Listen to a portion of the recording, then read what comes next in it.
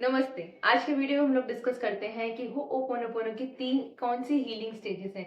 आपको कैसे पता चलेगा कि आप होओपोनोपोनो की कौन सी स्टेज के ऊपर हैं। This is purely my experience. मेरा एक्सपीरियंस जो है मैं आपके साथ वही शेयर करने वाली हूँ।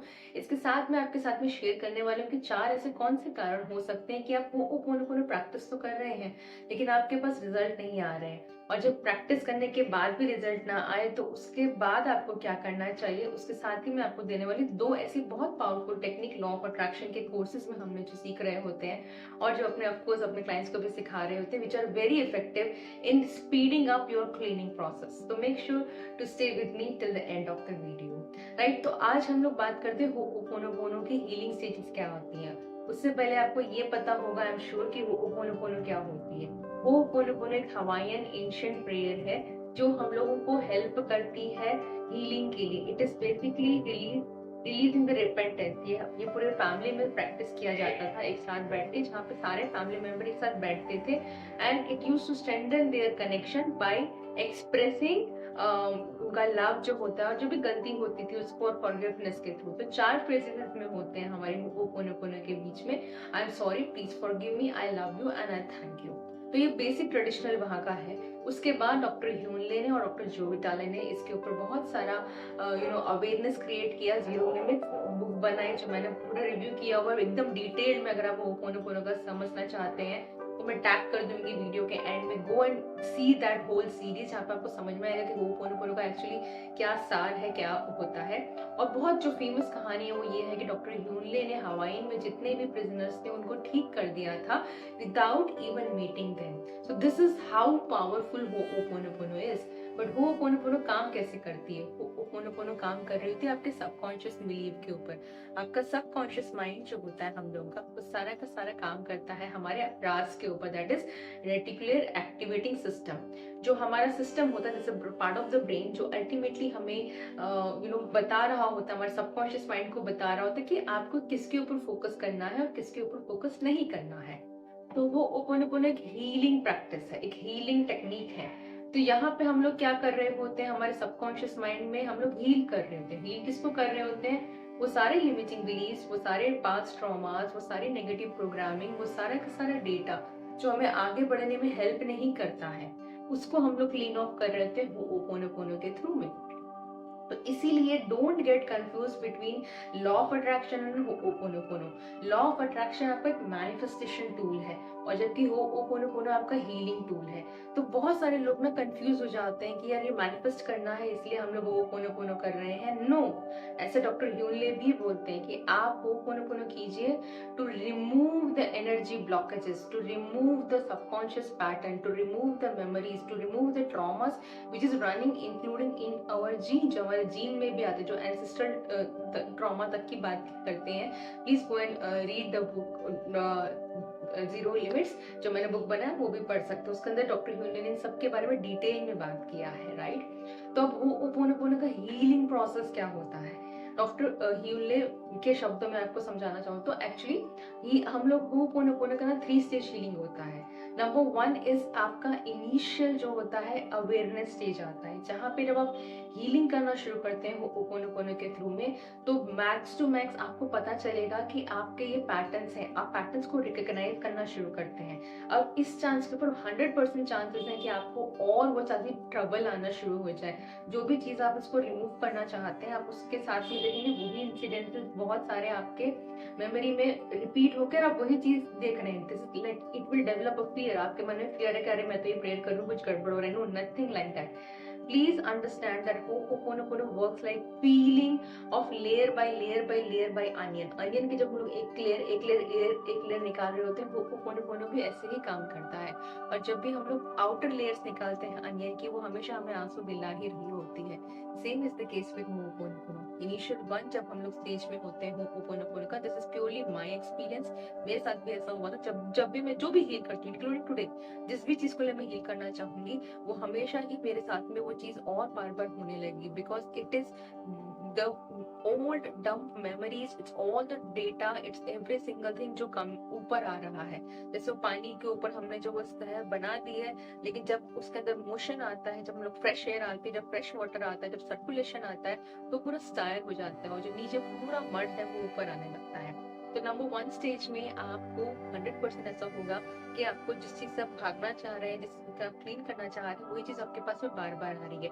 But here is the magic of ho'oponopono. यहाँ पे इंस्टेड ऑफ भागना, आप भागते नहीं, आप अवेयर हो जाते हैं। ये स्टेज जो आता है आपको और अवेयरनेस दिलाती है। एग्जाम्पल के तौर पे, अगर आप हमेशा मनी के लिए स्ट्रगल करते आए हैं, आप बोलते रहेंगे अब मनी कमाना बहुत मुश्किल है, पैसे तो पेड़ पे नहीं उगते हैं, मेरे पास तो पैसा नहीं रुकता है, but suddenly and slowly you will start bringing awareness about your scarcity mindset. Stage 1 आपको स्केर्सिटी माइंडसेट जो आपका है उसके प्रति अवेयर होना सिखाएगी और आपको शिफ्ट करवाएगी अबंडेंस माइंडसेट के साथ में। बिकॉज 90-90% लोगों को पता भी नहीं होता कि वो लोग कौन से बिलीव्स के साथ जी रहे होते हैं। तो stage 1 brings the awareness. Stage 2 जो होती है, जब आप अवेयर हो गए हैं, तो it's like breaking the pattern. जब आप स्टेज 2 की हीलिंग में आते हैं, होने के again this is my experience, तो पुरानी चीजें आपको इफेक्ट नहीं करती हैं। आपको पता चल चुका होता है कि ये जितने भी हम लोग जो बबल्स उठ चुके होते हैं, पूरा का पूरा जो टर्मोइल उठ चुका होता है, and then you feel calm and you feel peaceful. आपको पता है कि मुझे इफेक्ट नहीं करेगा। आपको पता है कि यार ये सब चीजें जो है ये कहीं पे भी मुझे इफेक्ट नहीं करने वाली है।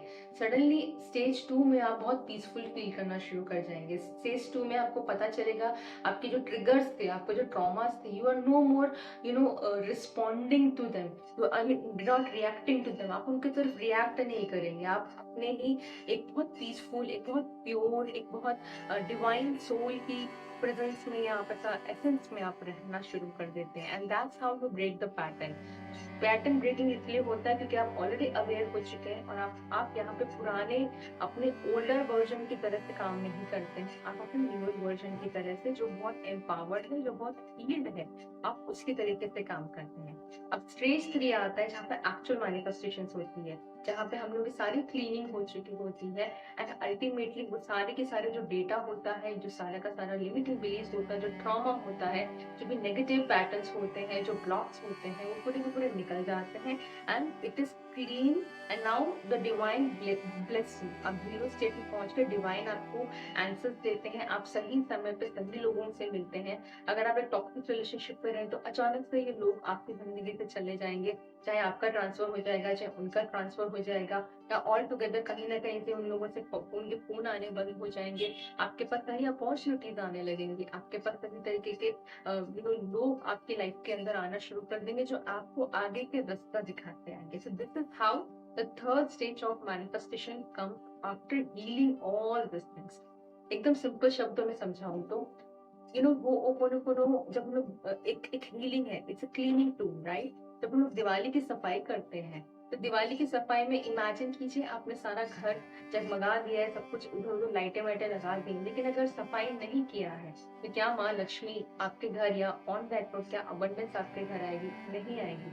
लेकिन जब आप उसको क्लीन भी करते हैं और फिर सजाते हैं, तब आपके पास सारी प्रॉस्पेरिटी होती है। तो लॉ ऑफ अट्रैक्शन आपको सजावट वाला टेक्निक है कि हम अपने घर को सजाते हैं। किस चीज से सजाते हैं? जो आप चाहते हैं, जिस प्रकार से घर की सजावट होती है, उसी प्रकार से लॉ ऑफ अट्रैक्शन से आप अपनी लाइफ को सजाते हैं कि जो सारी जो चीजें मुझे चाहिए वो यूनिवर्स और डिवाइन मुझे ला के दे। लेकिन उससे पहले आपको सफाई करनी बहुत जरूरी है, and that's where the healing come into the process or the ho'oponopono come into the process.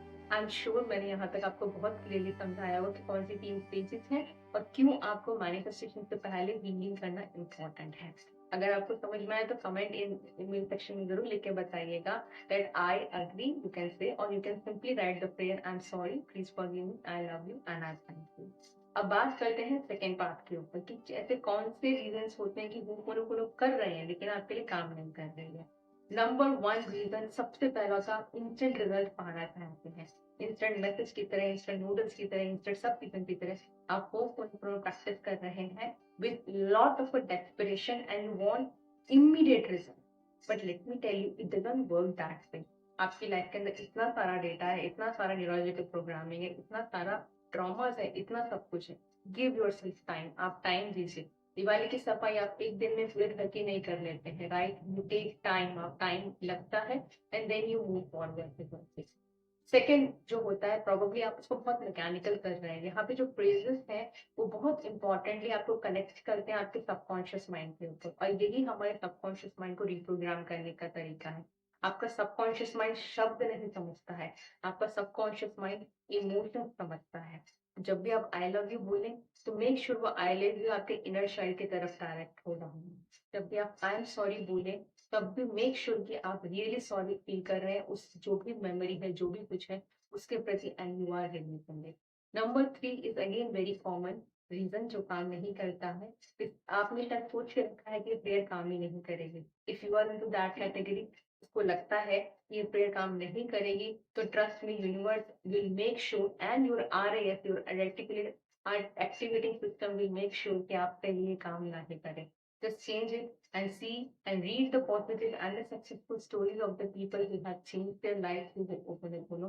And fourth is again very important, आप बिल्कुल भी डिवाइन को टाइम नहीं दे रहे हैं कि आप वो काम कर सके और आपकी लाइफ को बदल सके। Trust me, there is higher version of you. Trust me, there's enlightened version of you. Trust me, there is all together everything what you want to have in life is already there. Just give time, trust the process and trust the coach. So these are the 4 reasons which is again not helping you to आपका ho'oponopono काम नहीं करने के लिए, और इसके साथ आप इसको इनको भी ओवरकम करने के लिए क्या कर सकते हैं। There are 2 techniques, one is called age burning ball, मैंने ऑलरेडी वीडियो बनाया हुआ है। एकदम शॉर्ट में समझाओ तो बर्निंग बॉल में हम अपने सारे इमोशंस, सारे मेमोरीज, सब कुछ होते हैं वो पेपर पे लिख रहे होते हैं, and then we just simply burn it out.